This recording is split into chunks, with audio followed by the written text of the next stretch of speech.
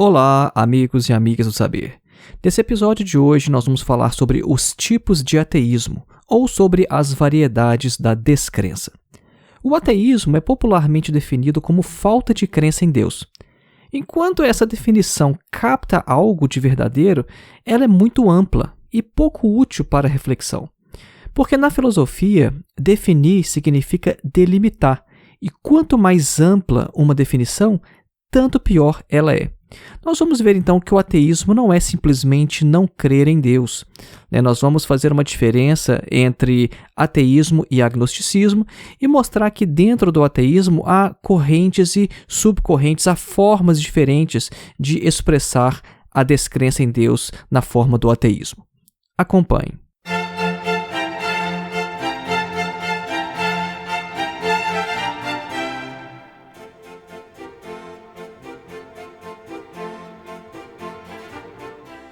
E antes da gente iniciar, um breve recado: faça sua inscrição em nosso curso de Introdução à Filosofia, dos Pré-Socráticos a Sartre. O nosso curso conta com mais de 14 horas de duração, tem certificado ao final e você pode fazer no seu ritmo, no seu tempo, da forma como você quiser e puder. O acesso ao curso é vitalício. O objetivo do curso é colocar você em contato direto com alguns dos principais textos de toda a história da filosofia.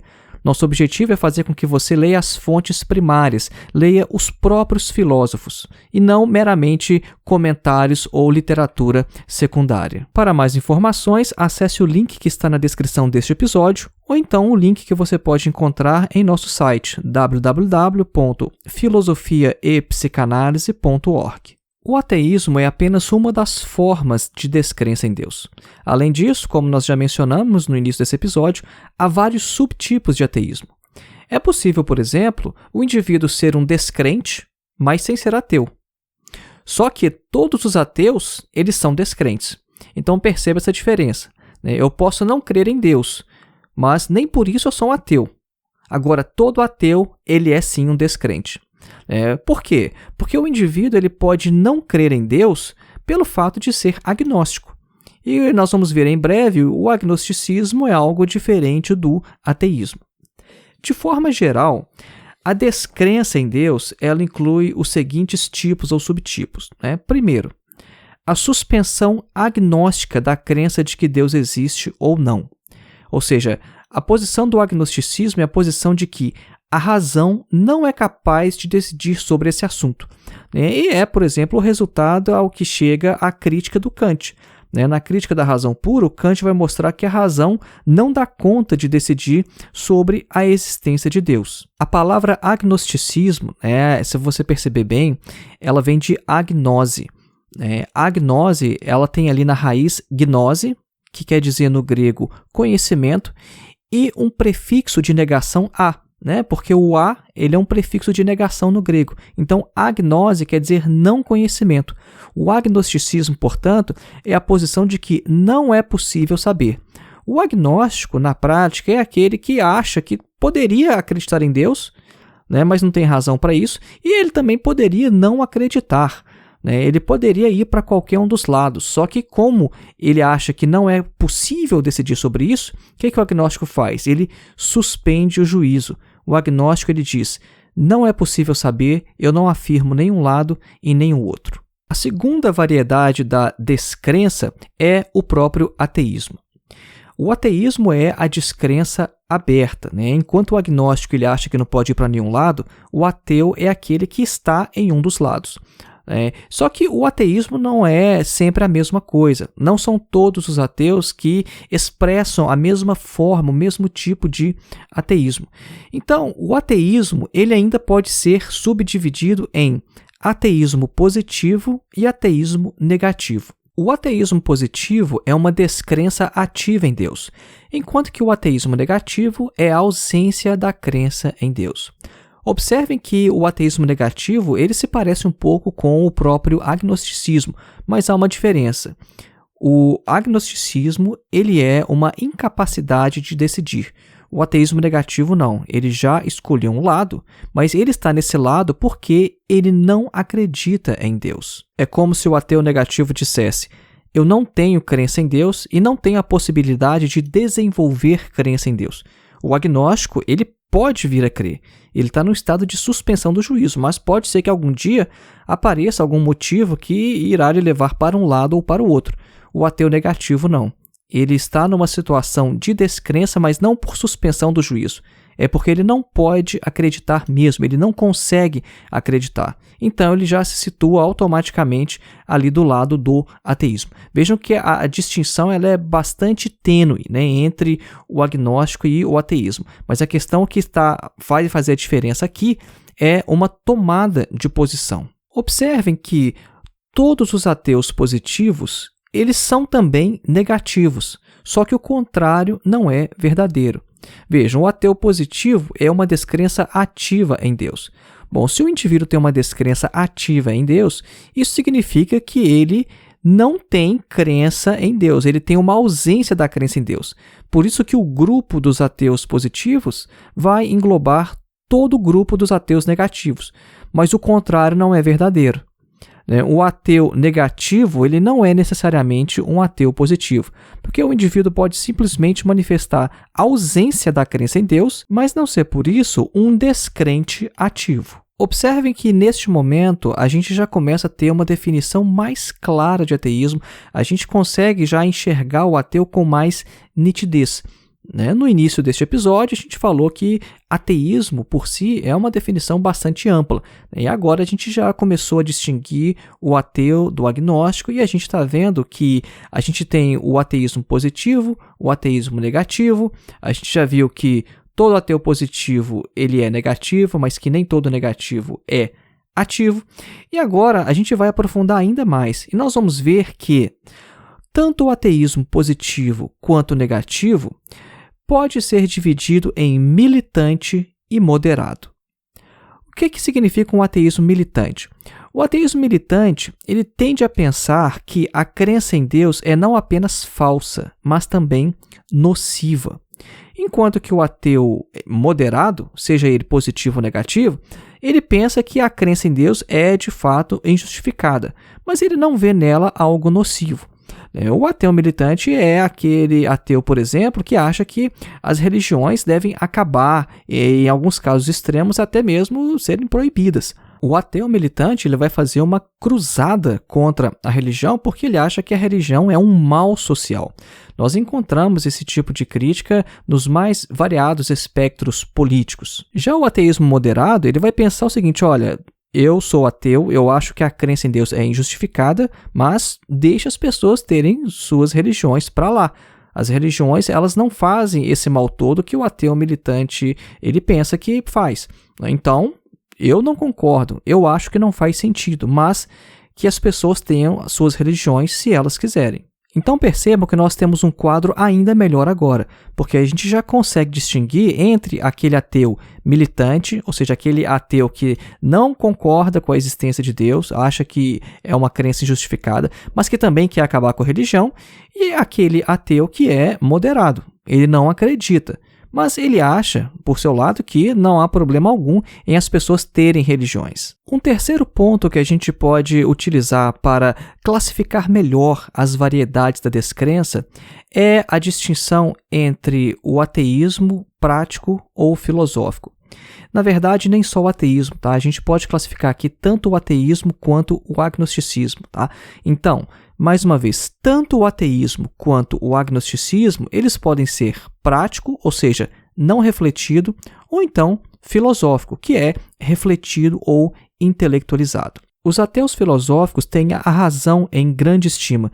Eles afirmam que a crença em Deus ela deve ser justificada racionalmente. Isso é, eles colocam o ônus da prova sobre os teístas, sobre aqueles que acreditam em Deus. A questão é que a maioria dos descrentes chegou a essa posição por caminhos muito menos exigentes do que eles estão pedindo, né, dos seus adversários. A maioria de ateus não é de ateus filosóficos, que conseguem justificar racionalmente a sua descrença com bons argumentos.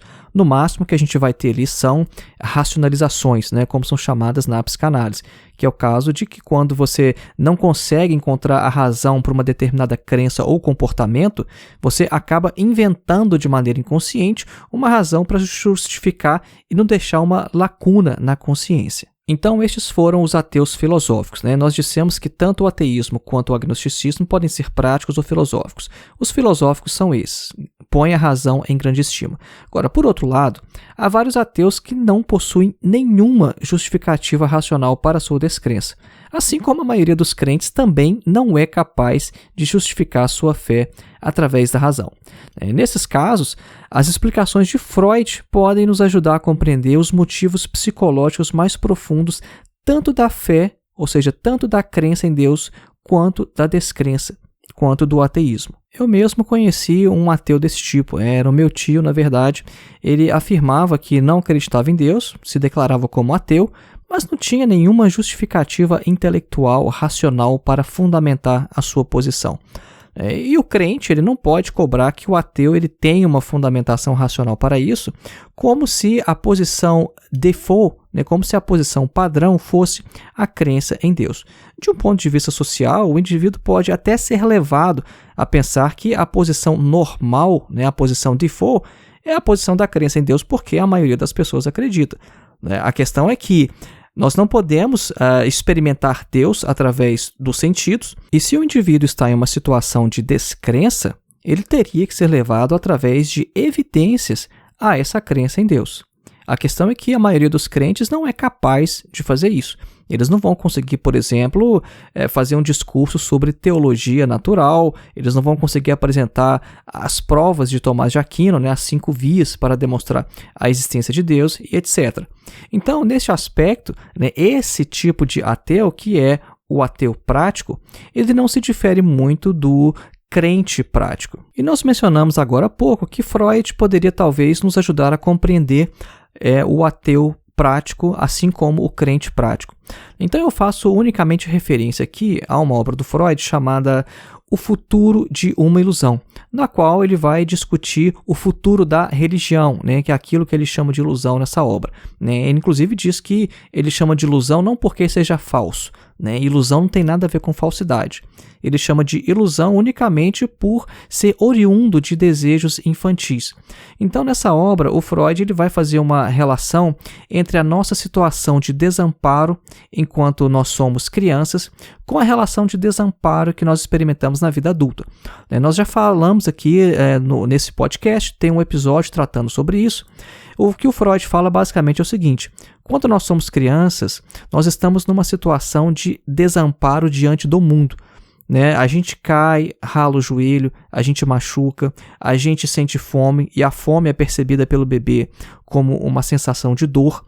E aí vem o nosso pai, a nossa mãe, os nossos pais, eles vêm e nos protegem do mundo. Eles vêm e nos oferecem uma proteção contra esse mundo que a gente percebe que é muito perigoso, que nos causa dor.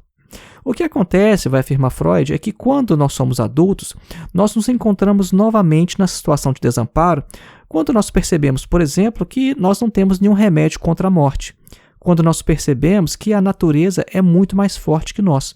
Então, assim como na infância a gente buscava refúgio em nossos pais, na vida adulta a gente também vai buscar um refúgio contra essas coisas que a gente não pode enfrentar, como a morte ou as forças da natureza, as situações imprevistas da vida. Só que aí nós vamos buscar essa proteção em Deus, no chamado Deus Pai. A crença em Deus, portanto, segundo Freud, ela é oriunda de uma situação de desamparo. Ela vem de uma tentativa de buscar um tipo de proteção e de conforto diante de um mundo que nos é extremamente perigoso e hostil. E a descrença, o ateísmo? Como a psicanálise poderia nos ajudar a compreender as razões psicológicas mais profundas da descrença? Vai ser o complexo de Édipo. O complexo de Édipo ele vai falar basicamente o seguinte, que toda criança ela tem um amor pelo seu progenitor de sexo oposto e deseja matar, eliminar aquele do mesmo sexo. É basicamente isso, é uma questão mais complicada, mas que não nos cabe aqui explicar. Mas é importante para a gente saber unicamente isso, que no caso do menino, o que acontece é que ele tem um amor pela mãe e ele deseja, por isso, eliminar o pai e ficar com a mãe somente para ele. Então, o que o Freud vai falar é o seguinte, olha, esse desejo de matar o pai, de eliminar a figura paterna, é uma também das razões do ateísmo. O que seria o ateísmo de um ponto de vista psicológico? Ele é o desejo de matar o pai. O principal nessa explicação aqui é unicamente a gente saber que pode haver uma explicação psicológica para o ateísmo prático, já que o indivíduo ele não consegue fundamentar as razões da sua descrença, assim como a maioria dos crentes também não. Então, nesse caso, eles estão empatados, ninguém consegue justificar a sua crença ou descrença. Então, vamos resumir tudo que nós falamos aqui nesse episódio para a gente ter certeza de que a gente, de fato, compreendeu as variedades da descrença ou os tipos do ateísmo. Nós afirmamos que, de forma geral, a descrença ela inclui a suspensão agnóstica da crença de que Deus existe ou não existe.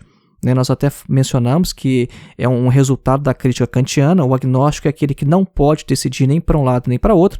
Ele afirma que a razão não dá conta disso.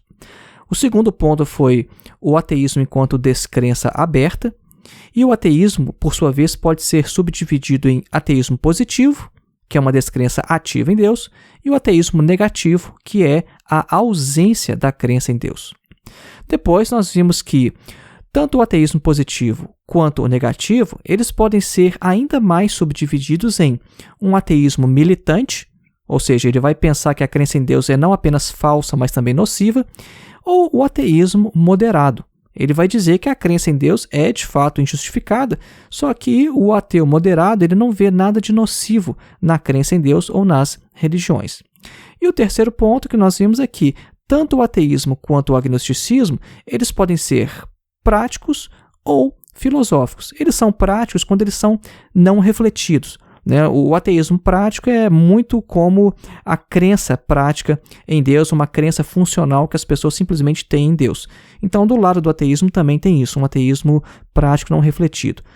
Ou então o ateísmo pode ser filosófico, é um ateísmo refletido, intelectualizado. Então foi este o nosso episódio de hoje. Lembrando mais uma vez, faça a sua inscrição em nosso curso de Introdução à Filosofia dos Pré-Socráticos a Sartre.